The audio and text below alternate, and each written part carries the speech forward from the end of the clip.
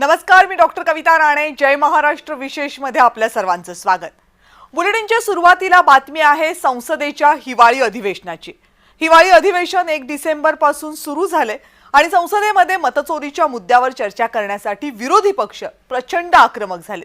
मतचोरीच्या मुद्द्यावर चर्चा करण्यासाठी विरोधकांनी सरकारवर दबाव आणण्याचा प्रयत्न केला आणि विरोधी पक्षांनी सरकारकडून या मुद्द्यावर तात्काळ चर्चा करा अशी मागणी केली, ज्यामुळे सभागृहामध्ये प्रचंड बाचाबाची झाली आणि त्यानंतर गोंधळाची परिस्थिती.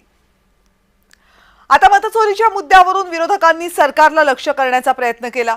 संसद परिसरात विरोधकांनी एसआयआर आणि मतचोरीच्या मुद्द्यावर जोरदार निदर्शनं केली. सोनिया गांधी, राहुल गांधी आणि प्रियांका गांधी यांच्यासह इंडिया आघाडीचे सर्व नेते यावरून प्रचंड आक्रमक दिसले.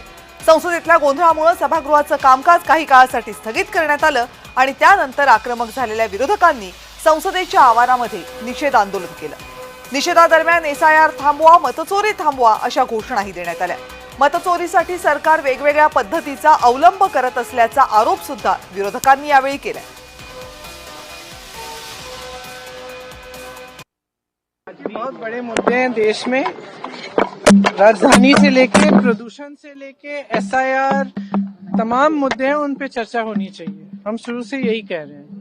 बहुत बड़े मुद्दे हैं देश में, राजधानी से लेके प्रदूषण से लेके एसआईआर, तमाम मुद्दे हैं, उन पे चर्चा होनी चाहिए. हम शुरू से यही कह रहे हैं.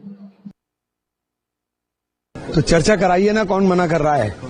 थोड़ी थोड़ी देर बोलने दीजिए, लीडर ऑफ पोजीशन को बोलने दीजिए, औरों को बोलने दीजिए, कुछ चीजें सामने आएंगी, चुनाव सुधार के ऊपर बात हो जाएगी. तो चर्चा कराइए ना, कौन मना कर रहा है? थोड़ी थोड़ी देर बोलने दीजिए, लीडर ऑफ पोजीशन को बोलने दीजिए, औरों को बोलने दीजिए, कुछ चीजें सामने आएंगी, चुनाव सुधार के ऊपर बात हो जाएगी. नहीं, एसआईआर की वजह से ना ये लोग जो हैं लोगों के नाम काटने को इनको आसानी है. ये इस देश में रहने वाले खास तौर से दलित और माइनॉरिटी को निशाना बना रहे हैं. ये लगता है कि इस देश पर इनका अधिकार है, किसी का अधिकार नहीं है. देखिए, जहां भी वोटों की गड़बड़ी है वो तो निकालना चाहिए, उसमें क्या है. लेकिन एक हुआ खड़ा कर दिया एसआईआर का, और एसआईआर में इतने लोगों को नाम इन्होंने काटा है. मैं समझता हूं कि इससे निष्पक्ष चुनाव होना बहुत मुश्किल है. आता एसआयआर मुळे गोंधळ होणारा संसदेचं हे पहिलंच अधिवेशन नाहीये. या अगोदरच्या अधिवेशनांमध्ये सुद्धा एसआयआर वरून प्रचंड गदारोळ झाला होता. ज्या एसआयआरचा मुद्दा संसदेच्या याही हिवाळी अधिवेशनामध्ये तापलेला आहे, ते एसआयआरची प्रक्रिया नेमकी आहे काय आणि का विरोधकांचा त्यावर आक्षेप आहे, यावर एक नजर टाकूयात ग्राफिक्सच्या माध्यमातून. मुळात एसआयआर म्हणजे मतदार यादीची सखोल पडताळणी यासाठी केली गेलेली ही प्रक्रिया आहे. मतदार यादी जास्त स्वच्छ होण्यासाठी, अचूक होण्यासाठी एसआयआरची प्रक्रिया आहे. ज्या मतदार यादीमध्ये चुका आहेत त्या सुधारायच्या आणि पडताळणी करून नवीन मतदार यादी बनवायची. बनावट मतदार जे आहेत मतदार यादीमधले त्यांना वगळण्याची प्रक्रिया होईल. सगळ्यात महत्त्वाचं म्हणजे जे मतदार आहेत यादीमध्ये ते भारतीय नागरिक आहेत का याची पडताळणी होईल. कारण वाढत्या शहरीकरणामुळे, स्थलांतरामुळे ही प्रक्रिया आवश्यक बनलेली आहे. आता नव्या मतदार याद्या तयार करण्याची सरकारची योजना आहे आणि त्यासाठी एसआयआर राबवलं जाते. मात्र एसआयआरला विरोधकांचा प्रचंड विरोध होतोय वेगवेगळ्या कारणांमुळे. मतदारांची नावं वगळण्याचा षडयंत्र म्हणजे एसआयआर असल्याचं विरोधकांचं म्हणणं आहे. तर नवी मतदार यादीद्वारे निष्पक्ष निवडणूक होणं हे कठीण असल्याचं विरोधक म्हणतात. आणि हिवाळी अधिवेशनाच्या दुसऱ्या दिवशी मतचोरीच्या मुद्द्यावर विरोधकांनी सरकारला घेरण्याचा प्रयत्न केला. काँग्रेसच्या खासदार सोनिया गांधी आणि राज्यसभेमधील विरोधी पक्षनेते मल्लिकार्जुन खरगे यांच्यासह विरोधी पक्षनेत्यांनी संसदेच्या आवारात एसआयआरच्या विरोधात निदर्शने केली.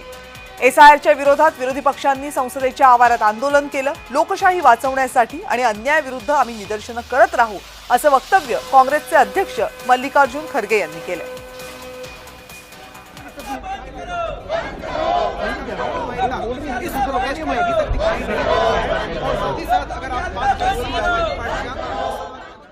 प्रोटेस्ट करते रहेंगे. जो इंजस्टिस है डेमोक्रेसी को बचाने के लिए हम कर रहे हैं. प्रोटेस्ट करते रहेंगे. जो इंजस्टिस है डेमोक्रेसी को बचाने के लिए हम कर रहे हैं.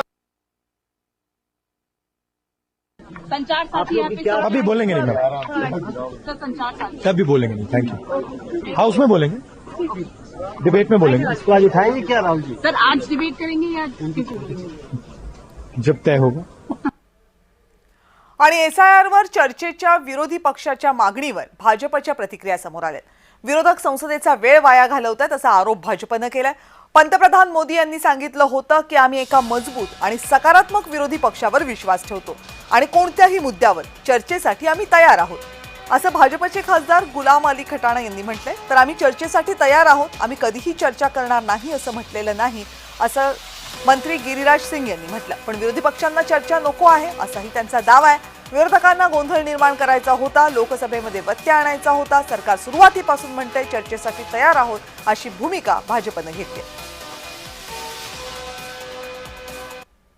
देखिए, हम लोग तो चाह ही रहे थे, कभी नहीं कहा कि हम चर्चा नहीं कर।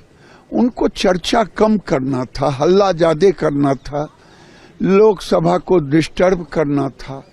सरकार शुरू से कह रही है चर्चा मांगो, चर्चा दूंगा, तो हम तो तैयार थे। जब जनता की ओर से उन पर थपेड़ा लगा तो वो भी मान गए। कि जो संसद का समय है ये नहायत ही कीमती है और इसमें पब्लिक एक्सचेकर इन्वॉल्व है और लोगों की, पूरे देश के नागरिकों की, किसी भी पक्ष का MP है, सांसद है, उस पे रहती है। और इसमें अगर बिजनेस या उनकी बात इससे बड़ा हाउस कोई नहीं होता देश में, तो वो हमेशा कोशिश रहती है। बट अपोजिशन क्या दे रहा है दुरुस्त है, हम उसका वेलकम करते हैं। हमें हमेशा वजीर आजम साहब ने एक बात कल भी अपने शुरुआत में कही थी कि हम मजबूत अपोजिशन पे बिलीव करते हैं।